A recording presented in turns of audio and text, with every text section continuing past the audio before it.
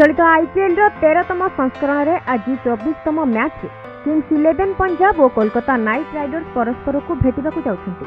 Chennai super Kings को हराइबा परे night Riders मनोबल द्विगुणित होइछि। क्रमागत 4टी मैच रे हारिथिबा किंग्स 11 पंजाब पराजय धारा को भांगिबा को प्रस्तुत रहिछि।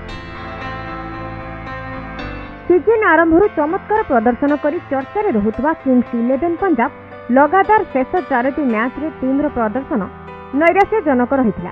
पूर्व मैच रे किंग्स 11 पंजाब 69 रन रे सनराइजर्स हैदराबाद ठारू परास्त होइतिला। तेबे आज दल को अधिनायक लोकेश राहुल दल को परिवर्तन धारा को नहीं पारंती, कारण असुस्थता कारण पूर्व मैच खेली नथिबा क्रिस गेल और दीपक हुडा आज मैच में सामिल हेले। तेबे कोलकाता नाइट राइडर्स 5टी मैच रु 3टी विजय हासिल करिछि। शेष मैच रे दल सुपर किंग्स को 10 रन रे परास्त करी विजय होइतिला। बॉलर माने 167 रन रो टार्गेट को डिफेंड करिबारे सफल होइतिले। ओपनिंग रे सुजोग पाइथिबा राहुल त्रिपाठी को अर्धशतकीय इनिंग्स खेली फॉर्म रे थिबा प्रमाणित करिथिले। युवा ओपनर शुभमन गिल भल प्रदर्शन करुथुवा बेले आंद्रे रसेल और इयान मोर्गान प्रभावी प्रदर्शन करिसेंति। सेपरि बोलिंग विभाग रे शिव माभी और कमलेश नागरकोटी भल फॉर्म रे रहिसेंति।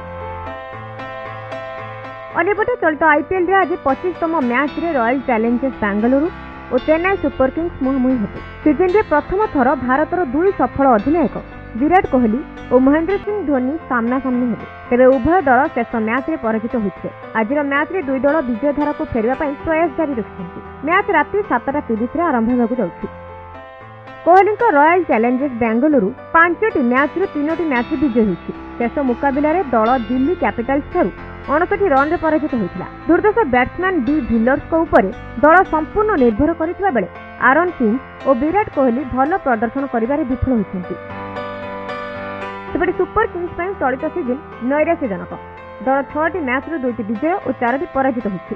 बैटिंग विभाग दुर्बल प्रदर्शन दल पराजयर मुख्य कारण पालटिछि। ओपनर शेन वाटसन क्रमान्वये 2टी अर्धशतक हासिल करी फॉर्म रे रहिछन्ति, किंतु मध्यक्रम रे केदार जादव और धोनी को फॉर्म चिंताजनक रही। आसतु नजर पकाइबा गतकालीर मैच पर। गतकाली अनुष्ठित आईपीएल मैच में राजस्थान रॉयल्स को 46 रन रे परास्त करिछि दिल्ली कैपिटल्स। तेबे दिल्ली कैपिटल्स 8 विकेट विनिमय 184 रन संग्रह करिथिबा बेले एहार जवाब रे राजस्थान रॉयल्स 19.4 ओवर रे 138 रन करी ऑल आउट हो जाइतिला। शृंखलित बोलिंग पई Ravichandran Ashwin player of the match विवेचित होइतिले। Bureau report Konark news.